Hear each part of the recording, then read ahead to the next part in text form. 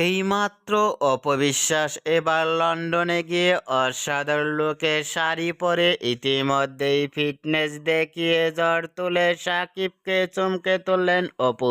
অন্য নায়িকাদের থেকেও ভিন্ন ভিন্ন স্টাইলে দেখা যায় অপবিশ্বাসকে। শাড়ি ও পোশাক পরে দেখা যায় সোশ্যাল মিডিয়ায় দ্বারা থাকতে দেখা যায় অপবিশ্বাসের শাড়ি পরনের লুক গেটআপ দেখে ইতিমধ্যেও সোশ্যাল মিডিয়ায় আলোচনায় ট্রেন্ডিংয়ে দেখা যাচ্ছে অপবিশ্বাসকে নিয়ে।